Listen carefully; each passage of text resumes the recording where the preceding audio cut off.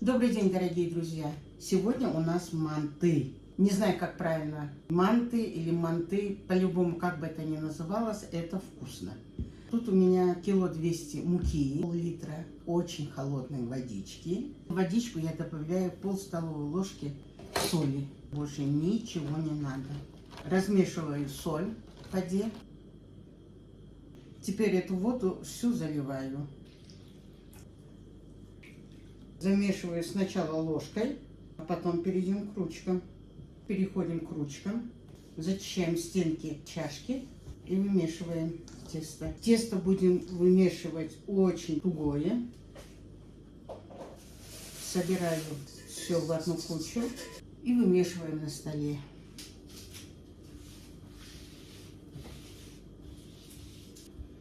Не буду себя мучить, утруждаться, вымешивать за раз.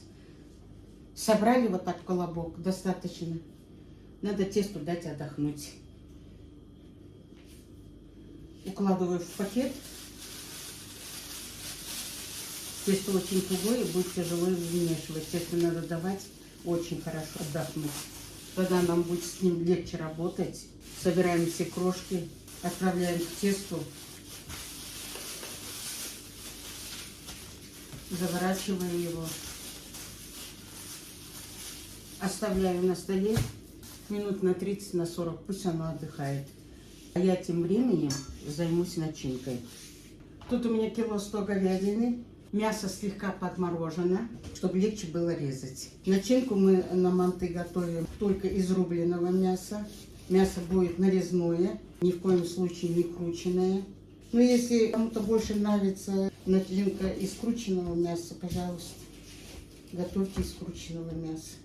Мы предпочитаем из нарезанного мяса начиночку. Нарезаем мясо сначала пластинами, потом брусочками, потом разворачиваем и режем кубиками. Миллиметров по 5, по 6. И таким образом нарезаем все мясо. Мясо нарезала. Самое время заняться тестом. Тесто нужно подмесить. Тесто отдохнуло, оно уже стало мягче. Будем замешивать. Тоже не надо стараться вымесить до конечного результата. Минуты 2 помесим, опять отправим отдыхать. Мужчины мои приехали. Теперь я вплотную буду заниматься начинкой. А мужчины мне помесят уже это тесто. Все, тесто уже вот такое вот. Отправляем в пакет, пусть отдыхает. Пришло время нарезать лук. У меня лука столько же, сколько и мяса.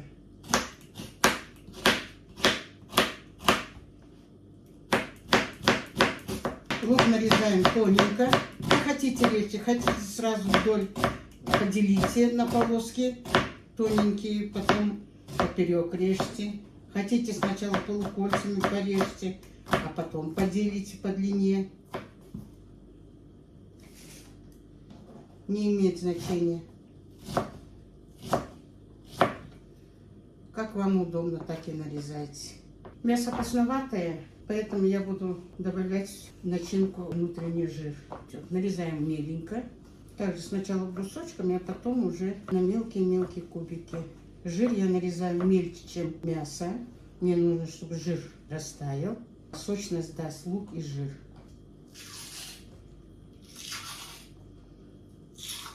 Вот эту пленочку жира по возможности снимаю. Тогда жир очень хорошо тает. Приходится мне резать жир очень мелко, потому что у меня есть 7 человек. Если попадаются кусочки жира, она не будет кушать. Это наша внучка такая. Мясо нарезали, лук нарезали, жир нарезали. Теперь буду нарезать помидоры. Это, конечно, не обязательно. При наличии дома помидоров я обязательно нарезаю. Нарезаю очень тоненькими пластинками, стараюсь помельче нарезать. Помидоры делают мясо мягким. Начиночка получается нежной. Положу поверх лука помидоры, буду вместе с луком мять. Нету, не кладите, это не обязательно. Есть, положите, сравните, как лучше. Для начинки мы все нарезали, надо сначала подсолить. Сюда же добавляю чайную ложку черного перчика. Помнем помидор с луком, без фанатизма. Вот теперь объединяем. Сюда же отправляю 3 столовые ложки растительного масла. Жир не дали мне до конца нарезать. Попросили не нарезать весь жир. Ну, давайте 4 ложки положу. Попробуем на соль. Все в меру. Начинка готова. Посмотрим, что у нас с тестом.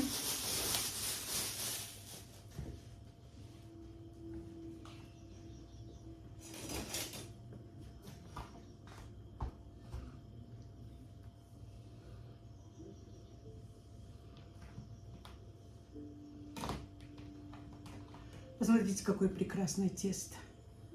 Тесто получилось, конечно, шикарное. Буду тесто делить порционно. Муку будем использовать по минимуму.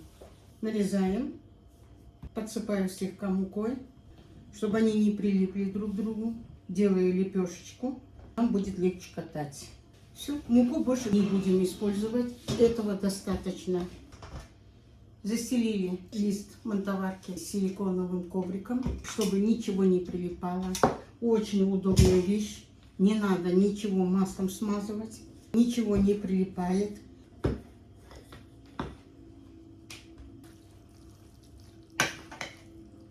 Все, лепим. Хорошую ложку начинки.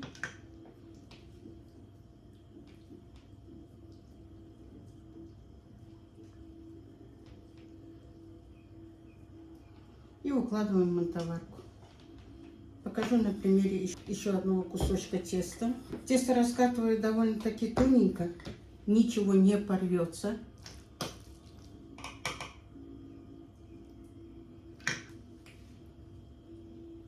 Лепить, наверное, все умеют.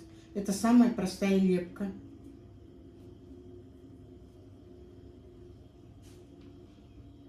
Все. Дальше я буду лепить без вас. Вода у нас кипит. Манты мы все налепили. Смазали вверх маслицем. Отправляем париться минут на 40. Этого будет достаточно. Встретимся через 40 минут. Прошло 40 минут. Блюдо наше готово. Посмотрите, какую красоту мы с вами наляпали. Очень аппетитно выглядит. Уверена, что это очень вкусненько.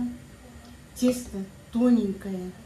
Посмотрите, ни одна мантушка не лопнула. Посмотрите, какое тесто тоненькое, фарш просвечивает. Рекомендую вам приготовить по этому рецепту. Хочу показать вам. Ну вот, весь сок вытекает в тарелочку. Посмотрите, какое тесто тонюсенькое. Фарш весь пропарился. Тесто нежненькое. Сок весь вытек в тарелку, конечно. Давайте я сейчас сниму пробу, скажу вам, вкусненько, не вкусненько. Это очень вкусно, я вам скажу. Рекомендую приготовить вам тесто на манты по такому рецепту. Я уверена, что вы останетесь довольны и что вы влюбитесь в это тесто.